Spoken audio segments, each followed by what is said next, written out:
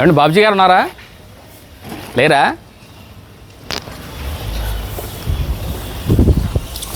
ఏంటి అండి? ఏంటి? ఏం బియ్యం? లేడా బాబుజీ? లేరా? నమస్తే. లోపలికి వెళ్ళి వీడియో తీసురా.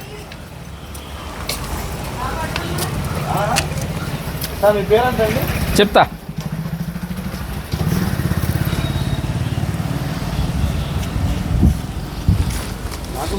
చూసుకుంటుంది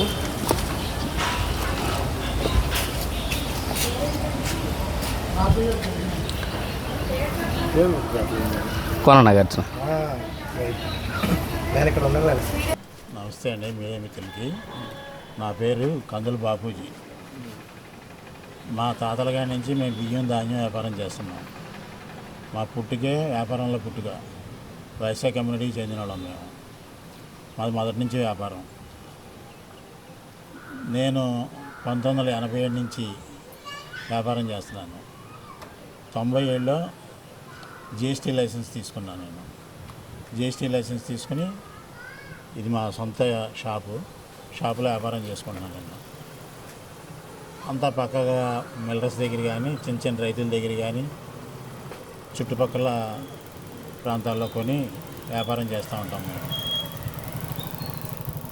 ఎవరి దగ్గరైనా మేము కొనుక్కోవచ్చు, ఎవరికైనా మేము అమ్ముకోవచ్చు. రాష్ట్రంలో కానీ దేశంలో కానీ ఆ వెసులుబాటు ఆ లైసెన్స్లోనే ఉంది మాకు.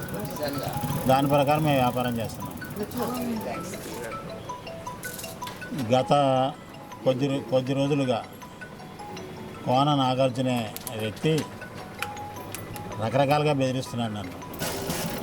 సంవత్సరం క్రితం ఎలక్షన్లో పోటీ చేస్తున్నాను నేను, మీరు ఫండ్ ఇవ్వాలి, నాకు 10 లక్షలు ఇవ్వాలని చెప్పి అడిగాడు. 10 లక్షలు నేను ఇవ్వడం ఏంటి అంటే, మీరు వ్యాపారం చేసుకున్నారుగా, నాకు 10 లక్షలు కావాలన్నాను. 10 రూపాయలు కూడా నేను ఇవ్వను బాబు అన్నాను. ఆ పుంచి కక్ష పెట్టుకున్నాడు. అంతకుముందే ఉన్నట్టుంది మరి నా మీద ఆ కక్ష. అది ఎందుకు ఏంటనే నాకు తెలియదు. ఒకసారి 3 లక్షలన్నా ఇవ్వు, ఏదో ట్యాంక్ కడతాను, నీ పేరు పెడతానని చెప్పి నన్ను అడిగాడు. కుదరదన్నా నేను. ఈ మధ్యన కొంచెం హెరాస్మెంట్ ఎక్కువయ్యి గతంలో అతను దొంగ బియ్యం వ్యాపారం చేశాడు. జాయింట్ కలెక్టర్ గారి దగ్గర 2 కేసులు ఉన్నాయి. బైపాస్ రోడ్లో రెడ్ హ్యాండెడ్గా పట్టుకుంటే 148/23 అని ఎఫ్ఐఆర్ నెంబర్. అది ఇనుగుదూరు పోలీస్ స్టేషన్లో అతని మీద కేసు నమోదయ్యి ఉంది. అతను దొంగ వ్యాపారం చేస్తూ ఎదురోళ్ళని విమర్శించడం, ఎదురోళ్ళని బ్లాక్మెయిల్ చేయడం, ఎదురోళ్ళని బెదిరించడం ఇదే వృత్తిగా పెట్టుకున్నాడు అతను. తను గత కొంతకాలం నుంచి ఏమంటాడంటే, మచిలీపట్నం ఎమ్మెల్యే కమ్ మినిస్టర్ గారైన కొల్లు రవీంద్ర గారికి నెల నువ్వు 1,00,000 రూపాయలు ఇస్తున్నావు, నువ్వు నాకు కూడా ఎంతో కొంత ఇవ్వని చెప్పి బెదిరించడం, లేకపోతే అన్పాపులర్ చేస్తాను నిన్ను ఆయన్ని కలిపి అంటాం.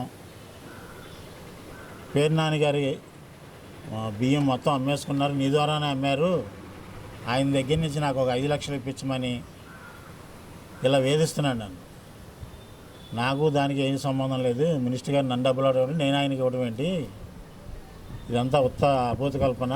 నా మీద గిట్టకుండా వాళ్ళ మీద నా మీద ఏదో అక్రమంగా కేసులు పెట్టించాలని విశ్వ ప్రయత్నం చేస్తున్నావు నువ్వు. వాళ్ళ మీద కేసులు పెడతాడు, వీళ్ళ మీద కేసులు పెడతాడని చెప్పి చెప్తున్నారు. ఏదైనా ఒక వ్యక్తి మీద కేసు నమోదైనప్పుడు అది కోర్టుకు వెళ్తుంది. కోర్టుకు వెళ్ళిన తర్వాత కోర్టు న్యాయాలు పరిశీలించి ఎవరికి నోటీస్ ఇవ్వాలి, ఎవరికి నోటీస్ ఇవ్వకూడదు, ఏం చేయాలనేది కోర్టు నిర్ణయం తీసుకుంది. ఆ ప్రకారంగా కొంతమందికి నోటీసులు వెళ్తే వెళ్ళుండొచ్చు. అది చట్టపరంగా జరిగేదే కానీ వ్యక్తిగతంగా ఏ కోర్టు కూడా చేయదు. అదే పరిస్థితిలో ఆయన నిన్న ఒక వీడియో రిలీజ్ చేసి అందులో తాలూకా ఎస్ఐ గారు వాసు గారి మీద కేసు పెట్టారని చెప్పి అన్నారు. ఆయన నూకలు పట్టుకుని బియ్యం అని చెప్పి కేసు పెడితే దాన్ని ఎదుర్కోవాల్సి వచ్చింది ఆయన. తర్వాత పొరపాటు అయిపోయింది. అన్న తర్వాత ఆయన మీద కేసు తొలగిపోయింది. నాకు తెలిసిన వరకు అక్రమంగా కేసు పెట్టాల్సిన అవసరం కానీ ఏదైనా కానీ నాకేం ఉండదు. మేమేదో మా వ్యాపారం మేము చేసుకుంటాం, మా తెప్పలేదు మేము పడతాం అంతే తప్ప ఇలాంటి బెదిరింపులు ఇటువంటివి ఏమి మాకు చేత కావు. గత 2 రోజులు మట్టి హెరాస్మెంట్ బాగా ఎక్కువైంది. డబ్బులు ఇమ్మంటాడు, నాకెంతో కొంత మామూలు ఇవ్వాలంటాడు, వ్యాపారం చేయకూడదు ఇక్కడ అంటాడు. నేనైనప్పుడు వచ్చి అక్రమంగా ఎవరినో లోపల జొరపడి వీడియోలు తీస్తాడు. ఆడవాళ్ళే పైన మీద వెళ్ళినప్పుడు లేడీస్ ఎవరన్నా కూర్చొని పెడితే వాళ్ళని బెదిరిస్తాడు. మీరు వెళ్ళిపోండి, ఇక్కడ ఉండడానికి వీల్లేదని చెప్పి వచ్చిన కస్టమర్లు బెదిరిస్తున్నాడు. వ్యాపారం అన్న తర్వాత ఇది షాపు కాబట్టి కొనటం అమ్మటం అన్నీ జరుగుతాయి. అమ్మటం ఏంటి, కొనటం ఏంటి, అది కరెక్ట్ కాదంటాడు. ఈయనెవరు చెప్పడానికి? ఏంటో సీచమని చెప్తారు. ఈయన అధికారా, పై అధికారా ఏంటి? కలెక్టర్కినాను, ఎస్పీలకి కాదు కదా. నీ కంప్లైంట్ ఇస్తే ఇచ్చుకో, తప్పు లేదు. హక్కు ఉంది, ఎవరికైనా ఉంది కంప్లైంట్ ఇచ్చుకునే హక్కు. నువ్వు ఇచ్చుకో. నువ్వు ఇచ్చిన కంప్లైంట్ మీద అధికారులు వచ్చారు, వివరం అడిగారు, దానికి సంబంధించిన రుజువులు, పత్రాలు, కాగితాలు అన్నీ ఇచ్చాను, వివరం తీసుకున్నారు, వెళ్ళారు, పరిశీలిస్తారు, దాని ప్రకారం వాళ్ళు చర్యలు తీసుకుంటారు. నీ రూపాయి ఏంటి నా మీద? నీ దౌర్జన్యం ఏంటి? నలుగురు నేసుకొస్తావు, దౌర్జన్యం చేస్తావు, డబ్బులు ఇస్తావా లేదా? ఎందుకు ఇవ్వాలి నీకు డబ్బులు అని నిన్న ఎవరో మెసేజ్ పెట్టారంట. కారుకి 27 రూపాయలు 27 రూపాయలు కిస్తీ కట్టాలంట. ఆయన మెసేజ్ పెట్టాడంట.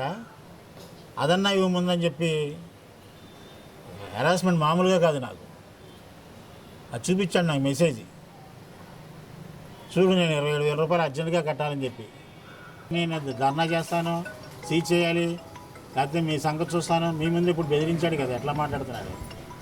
ఆ బెదిరింపులు లేకుండా నన్ను రక్షించమని మీడియా ముఖంగా అధికారులని, ప్రజాప్రతినిధులని, పోలీసు వారిని వేడుకుంటున్నాను. నమస్తే ఫ్రెండ్స్, నేను మీ రూపిణి. మీ అందరూ చాణక్య ఛానల్లో వీడియోస్ చూస్తున్నారు కానీ వాటికి లైక్ చేయట్లేదు అండ్ సబ్స్క్రైబ్ చేయడం మర్చిపోతున్నారు. మీరు కనుక చాణక్య ఛానల్కి సబ్స్క్రైబ్ చేస్తే మాకు ఇంకా మంచి వీడియోస్ని, న్యూసెస్ని చేయడానికి మాకు మోటివేషన్ ఉంటుంది. Thank you and don't forget to subscribe Chanakya channel.